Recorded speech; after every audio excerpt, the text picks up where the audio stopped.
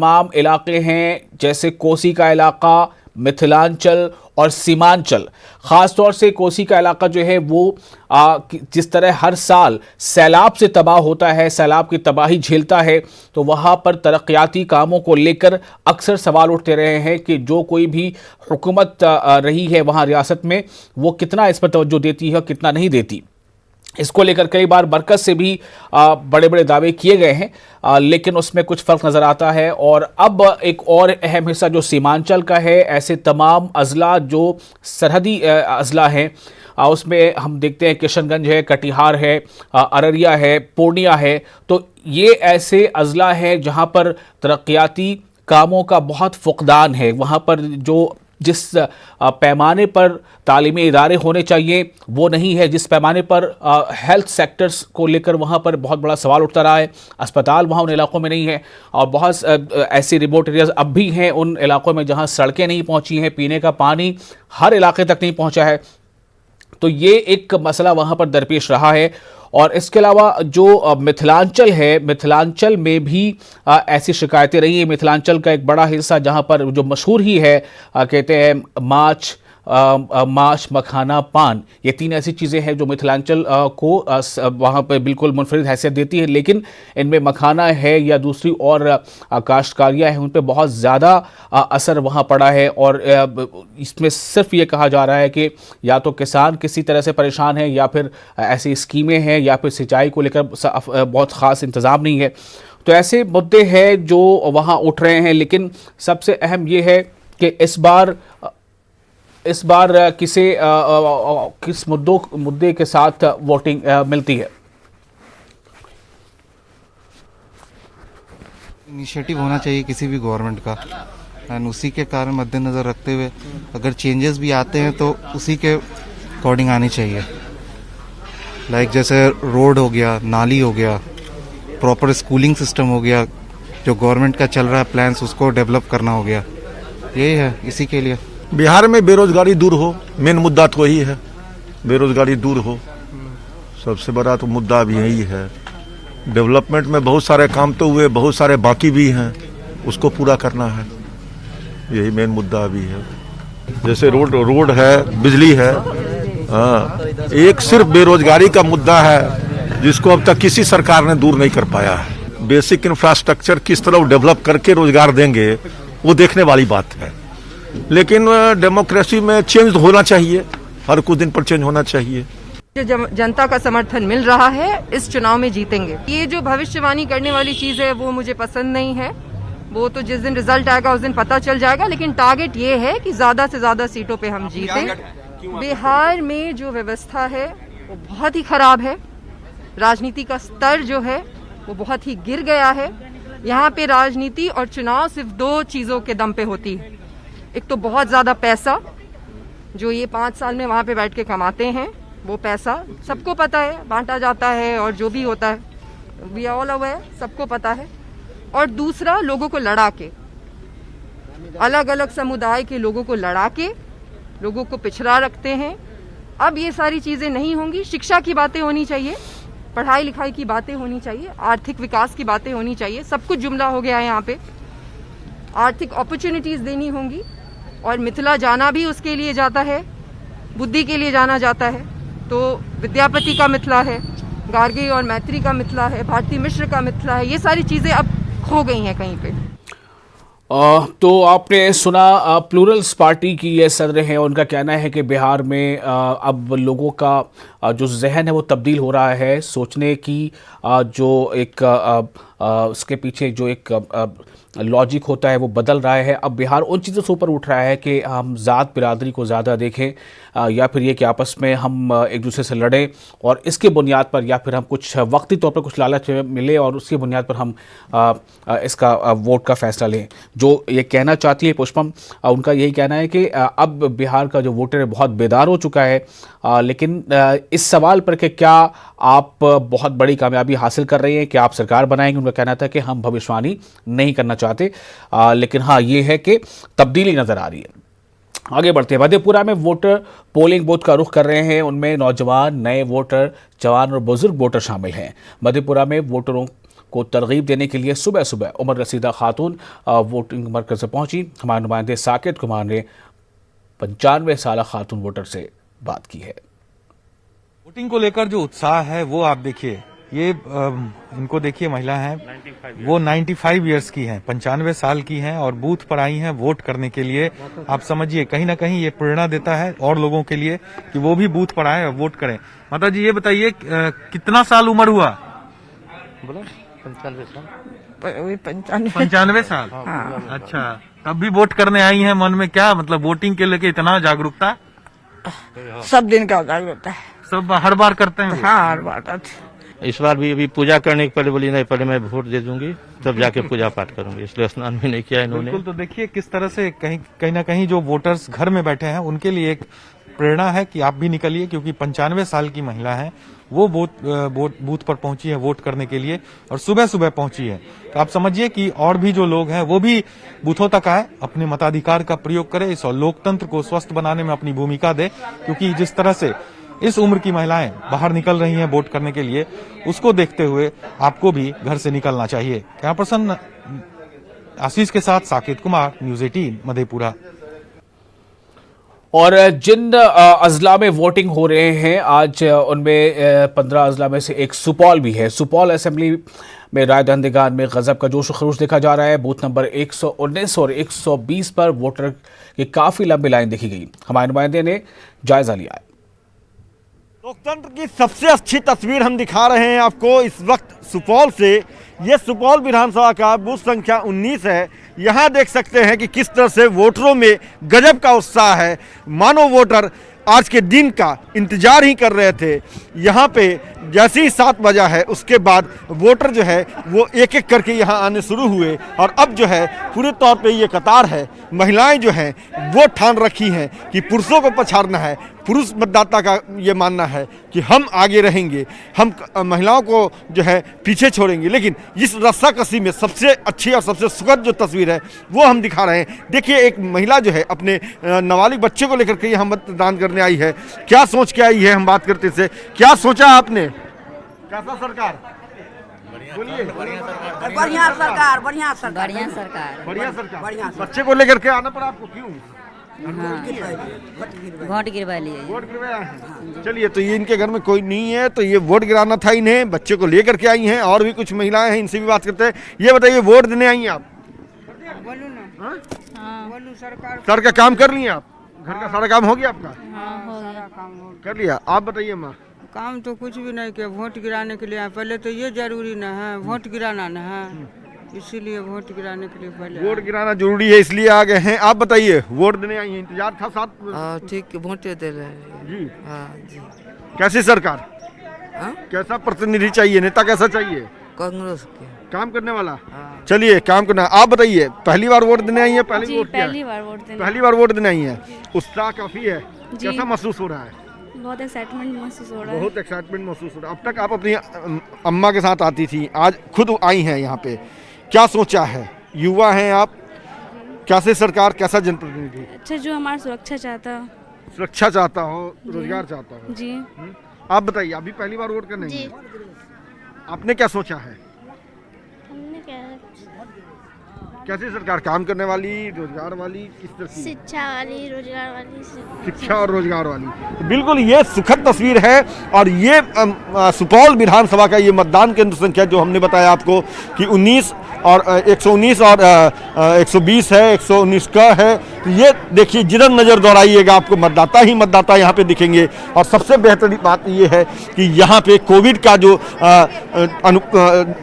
Guideline है उसका पूरे तौर पे अनुपालन किया जा रहा है। हर मतदाता के हाथ में देख रहे हैं आप हैंड ग्लव्स ये पहन करके रखे हैं। सबकी थर्मल स्कैनिंग की गई है, उसके बाद सैनिटाइज किया गया है लोगों के हाथ का, और उसके बाद हैंड ग्लव्स दिया गया है। तो तमाम कोविड के जो गाइडलाइन है उसका अनुपालन करते हुए यहाँ पे लोकतंत्र को मजबूत करने की जो बीड़ा है वो उठाया है पीठासीन पदाधिकारी के साथ साथ यहाँ के वोटरों ने। तो निश्चित तौर पे ये सुखद तस्वीर, बेहतर तस्वीर, जिधर देखिए वोटर ही वोटर नजर आ रहे हैं। यहाँ पे 3 बूथ है, तीनों बूथ पे यहाँ रस्साकसी है। मतदाता जो है पूरे तौर पे तटस्थ है कि हमें आज लोकतंत्र को मजबूत करना है। कुछ वोटरों ने अपना वोट भी किया है, इनसे जानते हैं। आपने वोट दे दिया काका?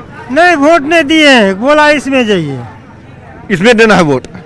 क्या सोच के आया आपने वोट करने? कैसी सरकार चाहिए, कैसा नेता चाहिए आपको? नेता तो सब कुछ ठीक है, लेकिन काम करने वाला, काम करने वाला होगा, काम करने वाला चाहिए। निश्चित तौर पे ये काम करने वाले लोगों को यहाँ के वोटर चाहते हैं कि जो जनप्रतिनिधि हो वो काम करने वाला हो, और इसी सोच के साथ यहाँ पे जो है वोटर जो है वो आए हुए हैं और यहाँ आकर करके वोट जो है कर रहे हैं। तो हम भी अपील करेंगे उन मतदाताओं से जो अब तक अपने घर से नहीं निकले हैं, वो इस पंक्ति में आकर के शामिल हों, और जो बीड़ा इन लोगों ने उठाई है लोकतंत्र को मजबूत करने की, वो बीड़ा आप भी उठाएं, लोकतंत्र को मजबूत करें, वोट करें। कैमरामैन नीलमणि के साथ अमित कुमार, न्यूज़ 18 सुपौल। तो ये तस्वीर सुपौल की थी। नाज़रीन, आपको हम बता दें कि ये बात आप जहन में ज़रूर रखें, इसे ना भूलें कि कोरोना के दौर में ये इंतखाबात हो रहे हैं और बिहार ऐसी पहली रियासत है जहां मुकम्मल तौर पर पूरे बिहार में असेंबली का इंतखाब हो रहा है। ये मुल्क की पहली ऐसी रियासत है। हालांकि बाकी रियासतों में भी ज़िमनी इंतखाबात हुए हैं, कहीं 2 सीटों पे, कहीं 4 सीटों पे, जैसे मध्य प्रदेश में 28 सीटों पर ज़िमनी इंतखाबात हुए। लेकिन बिहार ऐसी रियासत है जहां कोरोना के दौर में पूरे के पूरे बिहार में, पूरी रियासत में इंतखाबात हो रहे हैं। एक बहुत बड़ा ये चैलेंज था और इंतखाबात की तारीखों के ऐलान से पहले इलेक्शन कमीशन के सामने ये एक मसला था कि वोटिंग कराया जाए या वोटिंग को पोस्टपोन किया जाए। कई पार्टियों ने, खासतौर से जो वहाँ अपोजिशन पार्टियां हैं बिहार में, उन्होंने इलेक्शन कमीशन से ये मांग रखी थी कि ये तारीखें बढ़ा दी जाएं, चूंकि अभी कोरोना है और वो ख़त्म नहीं हुआ है। अभी आपने देखा कि दिल्ली में अब तक का सबसे ज़्यादा जो 24 घंटे के अंदर, यानी एक दिन में सबसे ज़्यादा केसेस दिल्ली में जो है वो 7,000 को क्रॉस कर चुका है। ये अब तक का सबसे ज़्यादा है पिछला 24 घंटा। तो इससे ये पता चल रहा है कि कोरोना जो है वो अभी उसका ख़तरा न सिर्फ ये कि बरकरार है, बल्कि उसकी हद भी जो है वो ख़तरनाक हद तक जारी है। ऐसे में एक बहुत बड़ा सवाल है कि इलेक्शन कमीशन और बिहार में जहाँ जहाँ इंतखाबात हो रहे हैं उन अजला में जो ज़िला इंतज़ामिया है वो कैसे इस बात को यकीनी बनाए कि ज़्यादा से ज़्यादा कोविड को लेकर जो गाइडलाइंस हैं उन पर भी अमलावरी हो सके और वोटर्स जो हैं वो अपने हक़ रायदही का इस्तेमाल भी कर सकें। लेकिन ये जो तादाद आप देख रहे हैं, इसमें कोई दो राय नहीं है कि जमहूरियत के इस त्यौहार में शामिल होने के लिए और हमारी रियासत में किसका इक़्तिदार हो उसका फ़ैसला हम लेते हैं, यानी आवाम लेती है।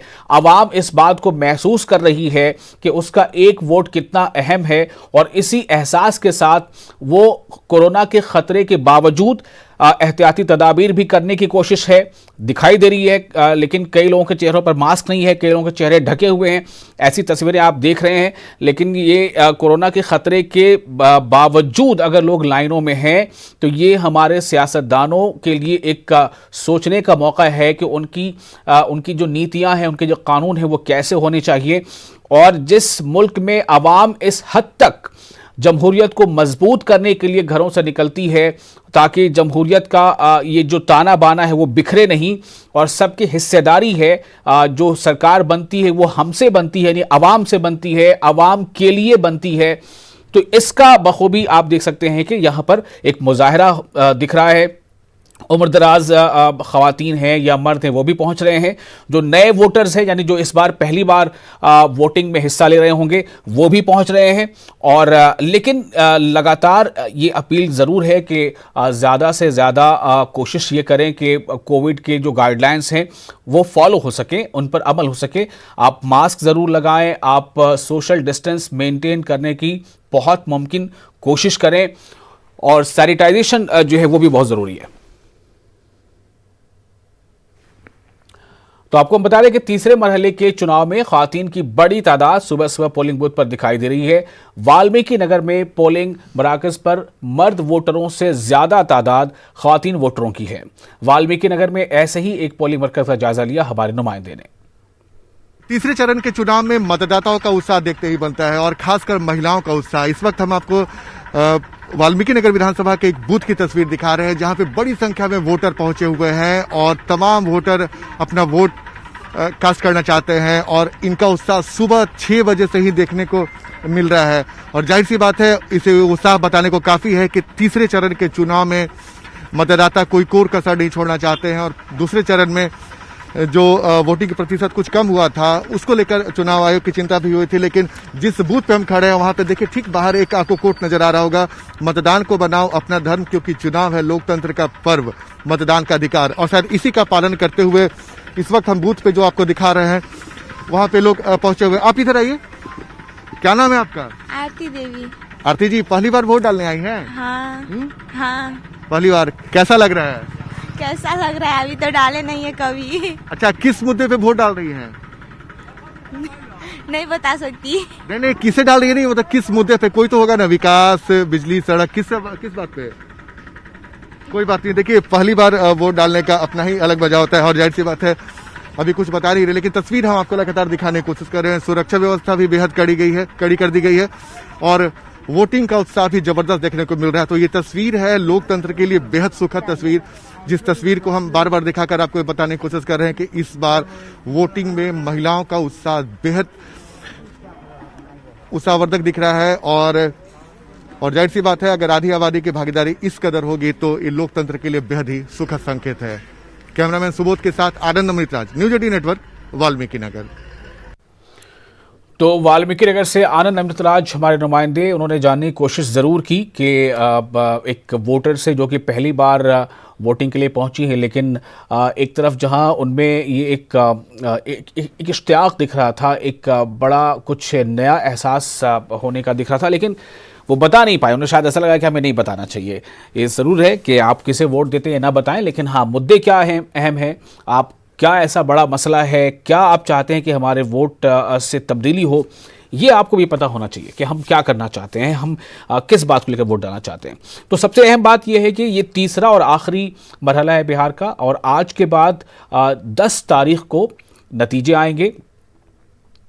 सरकार अच्छे काम करे और क्या चाहिए जनता को।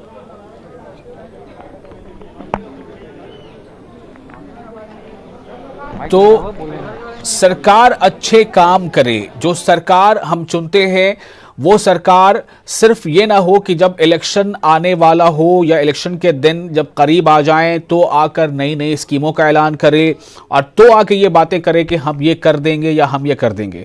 होना यही चाहिए कि सरकार अच्छे काम करे। वो सरकार किसी भी पार्टी की हो सकती है, सरकार अच्छे काम करे और उसके एवज वो फिर आवाम के सामने जाए, ये कहे भाई हमने अगर अच्छा काम किया है तो हमें आप वोट दीजिए, दोबारा हमें मौका दीजिए। और नहीं तो फिर आवाम के हाथ में है कि अगर आवाम को लगता है कि अच्छा काम नहीं हुआ है तो आवाम चाहे तो उसके लिए कौन नई चीज़ें करे और उसके लिए कौन नए कानून बनाए वो चुन ले।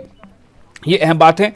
एक ख़ास बात यहाँ पर ये बताना चाहूँगा आपको कि ये पहला ऐसा बिहार का चुनाव है तकरीबन 30 सालों में जब 3 बड़े चेहरे बिहार के, जिन्होंने न सिर्फ बिहार में नाम कमाया बल्कि मुल्क की सतह पर जो सियासत होती है उसमें भी एक अपना खास किरदार निभाया, वो 3 बड़े चेहरे इस बार के बिहार चुनाव में नदारद हैं। पहला चेहरा है रामविलास पासवान का, जिनकी वोट चुनाव से कबल ही उनकी मौत हो गई, वो नहीं है इस इलेक्शन में। दूसरा अहम चेहरा है लालू प्रसाद यादव का, जो चारा घोटाले के मामले में सजा याफ्ता है और अभी वो जेल में है। हालांकि उनकी जमानत पर एक रोज कबल ही समाअत होनी थी, बट वो टल गई है। उम्मीद थी कि शायद जमानत पर समाअत होगी तो हो सकता है कि वो बाहर आ जाए, लेकिन ऐसा नहीं हुआ। तो ये सरकार जो अभी काम की है, नीतीश जी की सरकार, इन्होंने नेगेटिव से पॉजिटिव की तरफ लाने का प्रयास किया है और जो ये प्रयास निरंतर चल रहा है, दिखेगा रिजल्ट इसका ज़रूर। तो मैं तो विकास को वोट दी हूँ। मैं चाहती हूँ कि बिहार का विकास हो और अच्छा हो और रोजगार योजनाएं भी आएंगी। पहले भय से नहीं आया था और जब पॉजिटिव साइंस दिखने शुरू हुए तो डेफिनेटली ये और अच्छा करेगा। तो मैं तो मेरा